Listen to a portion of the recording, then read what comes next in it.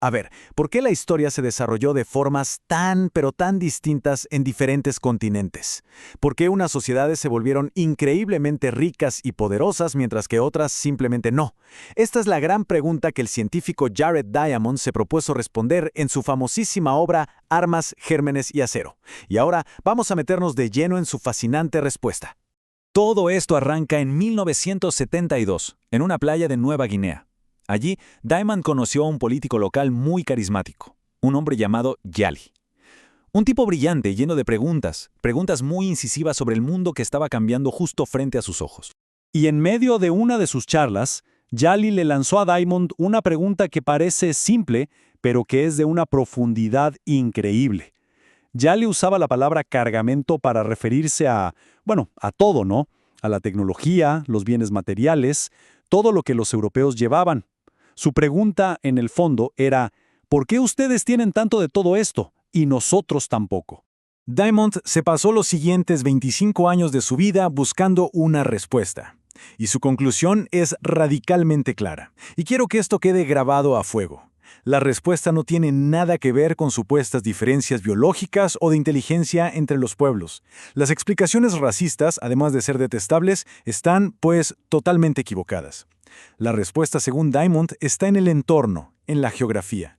Para encontrar esa respuesta, tenemos que hacer un viaje en el tiempo. Vámonos 13.000 años atrás, justo al final de la última edad de hielo. Es aquí donde los caminos de las distintas sociedades humanas empezaron a separarse, y todo, absolutamente todo, comenzó con la mayor revolución de nuestra historia, la invención de la agricultura. Pensemos que, antes de la agricultura, toda la humanidad vivía como cazadores y recolectores. Éramos nómadas, nos movíamos en grupos pequeños, y la tarea diaria de todos, sin excepción, era conseguir comida. Pero la agricultura lo cambió todo. De repente, la gente podía sentarse en un solo lugar, vivir en grupos mucho más grandes y, lo más importante de todo, producir un excedente de alimentos. Quédense con este concepto porque es la llave maestra. Excedente de alimentos, es decir, producir más comida de la que se necesita para sobrevivir en el día a día. Por primera vez en la historia, una sociedad podía liberar a una parte de su gente de la tarea constante de buscar qué comer. Y con esa libertad, nació la especialización. Y una vez que tienes gente que no tiene que estar todo el santo día cultivando, ¿qué pasa? Pues que puedes tener especialistas. Puedes tener soldados profesionales, burócratas que organicen la sociedad, artesanos que inventen herramientas. Puedes tener de todo. El excedente alimenta el crecimiento de la población, el nacimiento de las ciudades y la creación de gobiernos. Es básicamente el motor del desarrollo. Ok, esto nos lleva a la siguiente pregunta lógica, ¿no? Si la agricultura era una ventaja pero tan abrumadora, ¿por qué no la adoptaron todos en todo el mundo? ¿Por qué solo surgió por su cuenta en unos poquitos lugares? Bien, aquí es donde entramos en el corazón de la tesis de Diamond. Él lo llama la lotería geográfica. El desarrollo de la agricultura no dependió de la inteligencia de la gente, sino de la pura suerte de tener a mano las materias primas correctas, o sea, plantas y animales que se pudieran domesticar.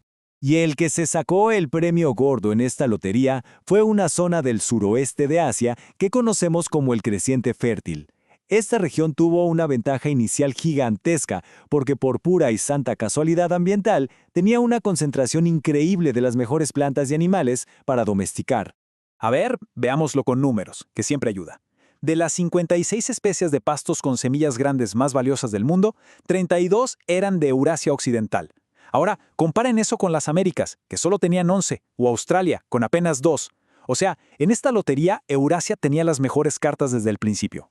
Y con los animales pasó algo muy parecido. Diamond usa lo que él llama el principio de Anna Karenina.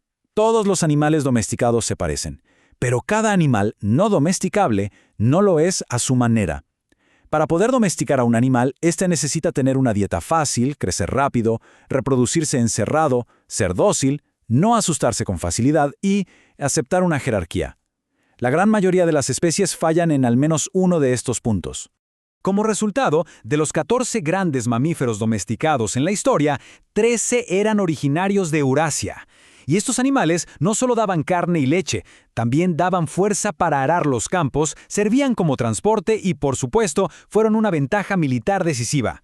Piensen, por ejemplo, en el caballo. Muy bien, entonces lo crucial es entender cómo esta ventaja inicial en la comida desencadenó un efecto dominó que llevó directamente a las herramientas de la conquista. La cadena es súper directa. La producción de alimentos lleva a excedentes y a poblaciones más densas. Esto permite que haya especialistas y gobiernos centralizados. Y estas sociedades complejas son las que desarrollan tecnología avanzada, como las armas de acero o la escritura. Pero, también sin saberlo, cultivaron otra arma, los gérmenes. La convivencia tan cercana con el ganado doméstico expuso a los euroasiáticos a enfermedades que, con el tiempo, se convirtieron en armas biológicas letales contra pueblos que no tenían ninguna inmunidad. Ojo, esta es una distinción súper importante. Las armas, los gérmenes y el acero fueron las causas próximas de la dominación europea, o sea, las herramientas que usaron en el momento. Pero la causa última, la razón de fondo por la que los europeos las tenían y otros no, fue la geografía, que les dio una ventaja de miles de años en la producción de alimentos. Pero esperen, que todavía falta un último factor geográfico. Uno que básicamente puso el desarrollo de Eurasia en una vía rápida, la propia forma de los continentes. A ver, pensemos en esto. Eurasia es un continente ancho que se extiende principalmente de este a oeste. En cambio, África y las Américas son continentes largos orientados de norte a sur. Esta simple diferencia de forma tuvo unas consecuencias monumentales. En el eje este-oeste de Eurasia, las latitudes y los climas son muy parecidos. Esto significaba que los cultivos, el ganado y las tecnologías del creciente fértil podrían difundirse miles de kilómetros con una facilidad increíble. En cambio, en el eje norte-sur de América y África, te topabas con barreras climáticas y ecológicas enormes. La geografía de Eurasia funcionó como una autopista para la difusión, mientras que en los otros continentes era más bien un camino lleno de obstáculos. Así que, para resumir, la gran tesis de Diamond es esta. Los destinos tan diferentes de los pueblos no se debieron a la gente en sí, sino a los entornos en los que les tocó vivir. Fue la suerte de la geografía, las plantas, los animales y la forma de los continentes la que moldeó las grandes corrientes de la historia. Las consecuencias a largo plazo de estas ventajas geográficas se ven clarísimas en la demografía. Una población más grande significa más inventores potenciales, más sociedades compitiendo, más innovación. La enorme ventaja de Eurasia en la producción de alimentos le permitió mantener poblaciones muchísimo más grandes, creando un círculo virtuoso de desarrollo. Y así, volvemos a la pregunta inicial de Yali. La respuesta que nos da Diamond es que la diferencia en el cargamento no es un accidente, ni el resultado de alguna superioridad de nadie. Es la culminación de una cadena de causas y efectos que se remonta a 13.000 años atrás y que fue iniciada por una lotería de la geografía. Y esto nos deja con una pregunta final para reflexionar. Si las raíces de la desigualdad global son tan profundas y están tan arraigadas en la geografía del planeta, ¿cómo siguen estas fuerzas ancestrales dándole forma a nuestro mundo hoy en día? La historia no ha terminado, y comprender sus patrones más grandes es sin duda el primer paso para entender nuestro presente.